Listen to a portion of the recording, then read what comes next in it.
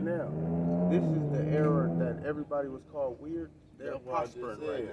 You know what I'm saying? All the weird shit, all the weird and kids, acceptable now. It's not weird. All that, all them niggas, they look at now they want the weird shit yeah. over the real shit. They look at the real shit as weird shit now. Now the real shit is the weird shit. And now who weird now? Yeah. And now they calling you weird, bro. You weird, bro. Weird, bro. And the reason that is like what, nigga? It's because the scale of voting changed. You know what I'm saying? Like, all right, before back in the '90s, we had more real. You just was naturally a real person. You know what I'm saying? Yeah. Like you was just naturally doing street shit. You was real to the street eyes, I could say. You know what I'm saying? Like you knew if the police came, you didn't say nothing. Now people just want to be themselves. If you want to be a civilian, you could be a civilian. But nowadays, it's more civilians that pretend to be gangsters. Yeah. So it's 70% civilians pretend to be gangsters. So they outvoting the people that's real to their culture. Exactly. So it's like, it's a real oxymoron. You gotta find your way in everything switched because all the real people they done been through it all already. So now all the real people they want to chill and be like they want to live a civilian life. You feel me? They want to now the real people that been through it all. They want to live a civilian life. But the civilian people they want to portray the image. Of the, you feel me? They're like, oh damn, I used to hear the stories about that hard shit. That's what I want to do. That's what I want to do. We not here for that. You know what I'm saying? We not out of that. And we want kids to, like, what an OG told me is a checker player is a dude that, you know what I'm saying, learn from his own mistakes, and a chess player is somebody learn from somebody else's mistakes. You feel me?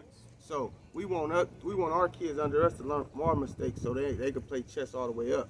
They know financial literacy all the way up from grade school all the way up. They being taught the jobs of the future, like you said, not to cut them up, but they've been taught the jobs of the future now. Like you get what I'm saying? Like instead of like letting these like we gotta stop saying, okay, these motherfuckers are the head. Okay, man, nowadays it ain't no reason not for you to be caught up or ahead of the situation. You feel me? Like we got like back when we were kids, we didn't have no Google. We didn't have no shit. And then our parents, they didn't have none of the shit we had. You get what I'm saying? Like so. They didn't even have to know how man, so we just us like you said earlier, play your hustle. You know what I'm saying? It's determined on your hustle. Man. You can start with $100 if your hustle can get you to 100,000. It's your hustle. You know what I'm saying? I like that. Yeah. How many times can you flip that 100 before you want to go into them hundreds? And like I said, it's a mentality. It's definitely a mentality. That's what we say. Yeah. So like we were saying, like it's not just get the bag like it verse broke. Like because we all come from, especially us from our background, we come from broke. You know what I'm saying? But what we saying is the broke mentality. You can be broke and have a wealthy mentality. I don't want to say rich because rich is just a state of mind, but you have a wealthy mentality and actually become prosperous. But if you broke and you got a broke mentality and you get rich, you know what I'm saying? Or I ain't gonna say rich, but you get money. Like they say, you win the lottery. You get what I'm saying? And you get instant money from that. You still got a mindset of spending. You get what I'm saying? Like, okay, yeah, you can spend on all you want, but every day you're around us, we watching you spend. So you went to a plus, and then you coming back to a negative. See, we had a negative going to a positive. I mean, from a mentality of getting something. And now you won the lottery, and you had a positive, and you're coming back down to a negative. You feel me? Eventually, you're gonna dwindle back down to a negative. Most of them people that win a lottery, not to get off topic, but most of them people that win a lottery end up killing themselves and all that type of shit. It's called instant rich syndrome. Instant rich syndrome. You know what I'm saying? It's not just my mom's friend, he used to work, do some computer shit, but he ended up leaving his laptop. And he ended up going out the country for a job. But we just had this laptop. We didn't know what to do with this shit. You feel me? We didn't know what to do. We used to open this motherfucker and just go to the shit where you type shit and just type all kind of crazy shit, the hood and all type of other little shit. You know what I'm saying? Just type of shit. Like, you know what I'm saying? And then they had this one game on there. I forget the name. I ain't gonna say Minecraft, but it was like a game where you had to get the numbers and prevent the bomb from blowing up. Some little shit. But anyway, that was it. You know what I'm saying? But we didn't know nothing about. We didn't know nothing about like going on the internet with this motherfucker or you know what I'm saying, with some other kids, or even doing a typing, like I said, we used to type the hood and all that in there, but we didn't know about actually learning how to type X amount of words per minute, or nothing like learning how to do that. Like imagine if somebody would have just threw that into a nigga mind back then. I just said it's a laptop, but I'm thinking about the movie I just seen, Hackers and shit, and I don't know what the fuck a hack is, you know what I'm saying? Like, you know what I'm saying? Yeah, but just shit like that, man, like, you know what I mean? We got to give our kids that same. The things we were deprived of, we got to, you know what I'm saying, put into the future of the future of black people. You know what I'm saying? And I speak on black people because we the ones that ain't really figured it out. We don't figure out the real estate market. We don't figure out that we can go buy a house for just knowing the price of the property and having somebody that want to buy a house and bringing them together without them really being together. You're the mediator.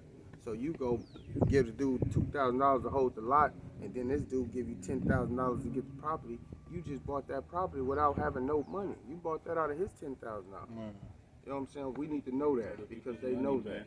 It's not even a negative thing like that. It's crowdsourcing, man. It's like you got an idea. That's what Nipsey talk about. You got an idea. Talk about that. Every time I talked to Nip, it was never about music, even though he knew we had a record label. It was about what kind of money can we generate for our peoples after we leave. You know what I'm saying? Because everything else is relevant. If you know how to rap and you got good rappers, when we get in the studio, we're going to make music. We're going to make hits. Anytime we're in the studio, but anytime we out the studio, we're not talking about no music. We'll talk about that in the studio. Exactly. But it was dope, though. Houston was beautiful, man. There was a lot of black people. You could look both ways on the freeway. Where I was located at, it was in Humboldt. It was at the top of Houston, but where I was going to, I was always in the 3rd Ward, where you could see a lot of black businesses thriving. One place that you need to go check out if you like food, which everybody do, is the Turkey Leg Hut. You feel me? That's the black man and the black woman that started that 2015. Lines around the corner in the snow. I was in the snow in the line. You feel me? Like, so I know it's real. And they just do a lot of things down south that we want to implement on this coast. You feel me? It's a lot of brotherly love. It's a lot of black on black. You know what I'm saying? Love instead of black on black crime. You feel me? Yeah. And that's just what we want to put started. Go for it.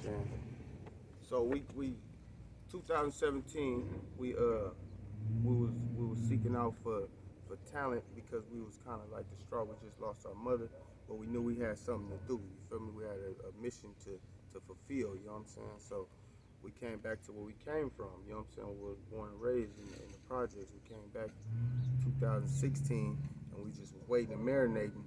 2017 we had a plan. You know what I'm saying? And then we went off with the plan.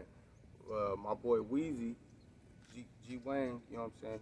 He kind of started it, but we were supposed to sign G Wayne first. He was supposed to be our first artist, but he told us like I'm starting my own thing. So in the midst of that, we met up with Dre Vicious. You feel me? And Dre Vicious was like Dre Vicious working hard. You feel me? Like Weezy kind of like just started at the time.